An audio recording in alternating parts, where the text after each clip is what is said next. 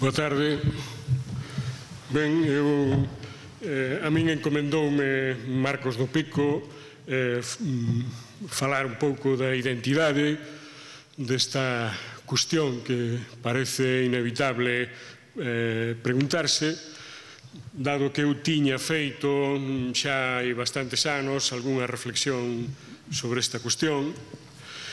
Para comezar, quero decir que pareceme bo que se plantexe reiteradamente esta cuestión, porque de non plantexarnos, de non cuestionarnos a nosa identidade, estaríamos ante dúas situacións. Ou este país sería soberano, industrializado, rico e feliz, ou ben sería un país que xa renunciou e quedou subsumido na cultura, na identidade dun país veciño.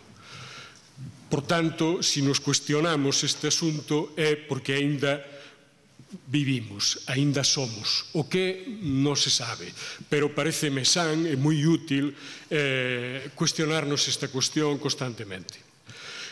Eu dividín esta pequena intervención en tres puntos: identidade cultural, identidade profesional e identidade persoal. Teño algúns pequenos textos que me gustaría lervos para ilustrar esta cuestión. Sobre a identidade cultural, quero traer aquí dous parágrafos de un texto publicado hai agora 25 anos nunha revista catalana, a revista ON, é unha revista de deseño que, como sabedes, ainda existe, edítase en castelán, por tanto, tamén o noso artigo está en castelán. É un artigo publicado polo noso estudo de deseño, Grupo Revisión, decíamos así no ano 87. Decíamolo tamén para unha cultura de fora, para España ou para Cataluña, que eran os destinatarios fundamentais desta revista. En Galicia existe hoy un pequeño pero significativo sector de la cultura que trabaja con consistencia y constancia para reinventar este viejo país, dándole cara al presente, enfrentándose definitivamente e identificándose con él y asumiendo plenamente. Solo así se puede enfrentar el futuro con garantía de éxito. Bueno, isto viña a ser algo así como de que hai que deixar de pensar si somos ou non somos e simplemente ser, actuar de alguna maneira como se fóramos os galegos parte dun país normal. El diseño deste nuevo país que deseamos tiene que llevar incorporada, querámoslo o no, la tradición. La cuestión está en tranquilizarse y dejar que la pobrecita, manoseada y vapuleada tradición se manifieste en nuestras obras de una manera implícita, inconsciente, automática. De alguna maneira, nós traballamos así, sen ningún tipo de prexuizos, asumindo que somos galegos, coñecendo o que podemos, a nosa tradición, a nosa cultura, a nosa historia, ao mesmo tempo que coñecemos outras. Ás veces nos saen cousas un pouco folkis, outras veces un máis popis, e outras veces, que é o que a nós nos gustaría, pois algo máis jazz. Pero non sempre sae por aí a cousa. Sobre a identidade profesional, eu quero vos decir que para nós son tan familiares ou son tan pais Castelao ou, poño por caso, Laszlo Molinagui. Para nós, Rodchenko é tan importante como Luis Seoane e, desde logo, o mestre Paul Rand ou Mullen Bromman forman parte da nosa cultura.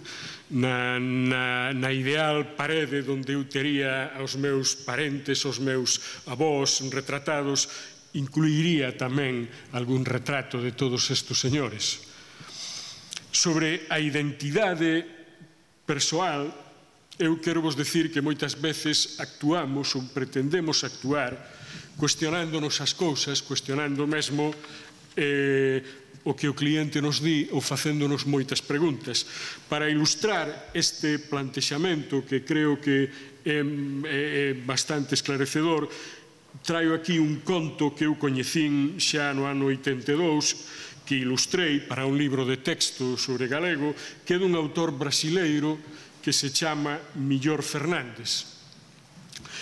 E di así: nun mundo en que a comunicación é tudo e o diñeiro sempre pouco, contas aquí unha historia altamente moral sobre a inutilidade da primeira en cuanto se economiza a segunda.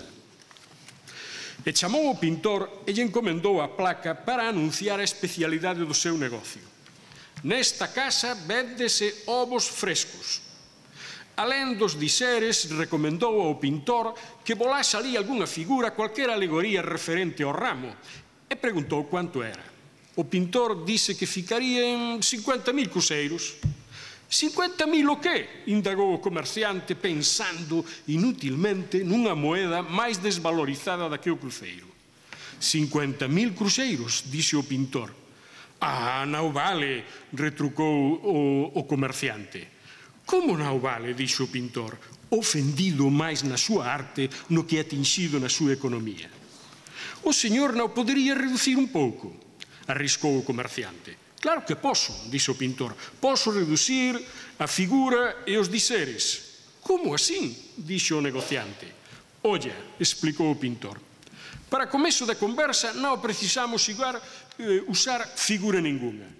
Se diz que o señor vende ovos, non há necesidade de colocar ningunha galiña pintada, non é mesmo? Se o normal xa os ovos de galiña, o fato de non ter ningunha ave, ningunha outra ave, faz con que os ovos sexan presumiblemente de galiña.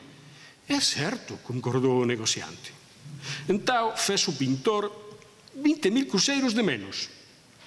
Agora tamén non é necesario dizer nesta casa. Se o fregués pasa por aquí e ve se vende ovos frescos, xa sabe que é nesta casa. Ele non vai pensar que é na casa do lado, non é mesmo? Certísimo, exclamou o comerciante. Entón, continuou o pintor, por que colocar se vende? Se o fregués potencial lê ovos frescos, xa sabe que se vende. Ninguén pensaría que o señor vai abrir unha casa comercial para alugar ovos ou apenas para expolos. O rai é mesmo, espantouse aínda máis o comerciante. Quanto a frescos, continuou impávido o pintor, reflectindo mellor non é de boa psicoloxía usar esta palabra, frescos. Lembra sempre a hipótese contraria, a de ovos vellos. Non debe nen ter pasado pela cabeza do comprador a idea de que os seus ovos poden ser outra coisa senón frescos. Por tanto, tiremos tamén o frescos. Certísimo, berrou o negociante, agora profundamente entusiasmado con a dialéctica do pintor. Fasamos, por tanto, apenas ovos. Por favor, deseñe aí mesmo só esa palabra, ben bonita, ben clara. Ovos. Só ovos, tucur, ovos en si mesmos, que se vendan pela súa pura e simples apariencia de ovos, pelo seu inimitável oval. Entón, vamos lá, concordou o pintor. Mas antes de comezar a usar o pincel, voltouse para o negociante e preguntou: mas me diga aquí, amigo, pensando ben, por que vender ovos? Ben, dun xeito caricaturesco, creo que reflicte ben a maneira como actuamos ou deberíamos actuar, ou creo que é conveniente actuar os deseñadores cuestionándonos mesmo o que parece máis evidente para chegar a respostas máis acaída. Na medida do posible e sempre cando non nos afogue a economía, os deseñadores deberíamos cuestionarnos sempre todo mesmo cal é a nosa identidade. Grazas. En primeiro lugar, quería agradecer a Marcos que xa contara parte das cosas que quería contar, así seré moitísimo máis breve con este rolliño pequeno que teño que contar. Quería empezar reflexionando sobre esa idea do local que nos comentaba antes Marcos. Gustaríame ir un pouco máis alá e un pouco levando o campo do deseño de produto o que nos dedicamos nos. Entonces, falábase de deseño local, de esa relación, e hai xente tamén que fala de sociedade multilocal.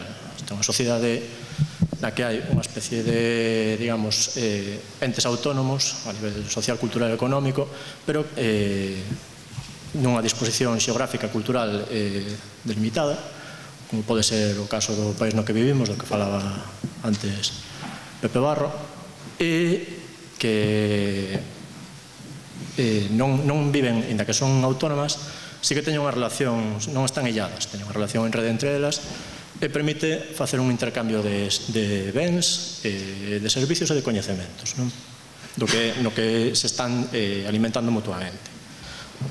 Estánse creando novos modelos sociales alternativos a este modelo global. Entonces, dentro de esos modelos alternativos estaría, por ejemplo, este sistema de redes multilocales. Que papel teñen os diseñadores dentro deste espacio, en particular os de produto? Os diseñadores son parte desa sociedade, non? Entonces, eles teñen que atender eses cambios e teñen que actuar en consecuencia. Son parte da sociedade desde un punto de vista totalmente humilde, non? É un suxeito que está dentro dunha sociedade e ten que actuar polo ben desa sociedade.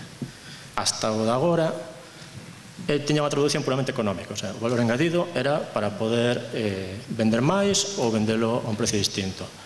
O mellor, neste momento, bueno, unha opinión así que propoño para despois debatir, sí que podríamos empezar a pensar en cal é o papel do diseñador en canto a ese valor engadido. Ten que ser ese valor engadido de carácter económico, pode haber outro tipo de repercusión de valor nos produtos, no traballo gráfico, no traballo de comunicación distinto dese valor económico, ou temos que ceñirnos ao modelo establecido. Poderíamos propoñer modelos productivos alternativos que non son tan loxanos, que están probados ao largo do tempo, que distan un pouco do modelo industrial, non? Porque é un modelo tamén de produción seriada, de produción a gran escala, que está tamén bastante asociada a ese modelo que falábamos de carácter globalizador.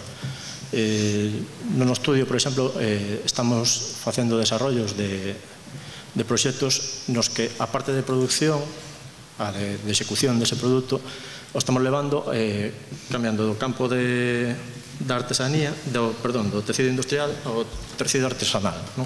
A diferencia de outros lados, pois aquí, igual que tardou en desarrollarse esa capacidade industrial, pois tamén tardou en empezar a desaparición de determinados oficios e determinadas tradicións de carácter artesanal. Temos, a nivel de produción, ao non ser produtos seriados, teñen, por definición, cada produto vai ser diferente ao outro, teñen unha flexibilidade na produción que nos permite facer tiradas pequenas, incluso facer pezas únicas, sen que supoña un coste grande, como podría ser facer un molde de inyección de plástico, non? Depois hai unha calidade derivada dese nivel que teñen os artesáns neses produtos moi alta. Tamén é certo que os artesáns están introducindo novas tecnoloxías nos seus procesos productivos habituais que permite unha multiplicación das posibilidades productivas que teñen. Depois, aparte, temos, aparte dos artesáns tradicionais, tamén hai unha nova forma de artesáns que sí que están ao tanto do que pasa no seu mundillo a nivel global tamén, están bastante receptivos a facer cousas en colaboración cos diseñadores. Exemplos de relación temos moitos, hai moita xente que está aquí, ten establecido modelos de colaboración con artesáns.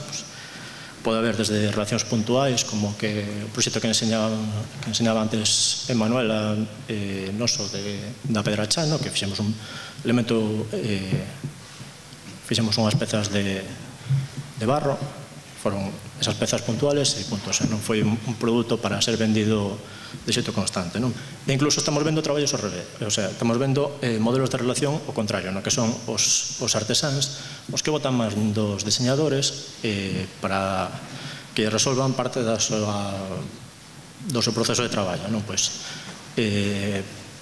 Un exemplo tamén claro de xente que está nada, que fruto de ese, que ten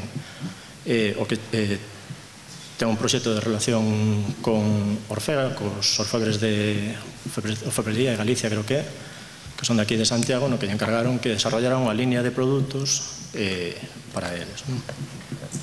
A conclusión é esa, non? Podemos ter un modelo de relación entre artesanía e diseño que pode ser moi positiva para todos. Creemos que é un momento óptimo de empezar a traballar nese modelo de relación, non só por unha situación propia de país, que neste momento para estas condicións é a óptima, sino que a nivel global tamén nos pode funcionar moi ben.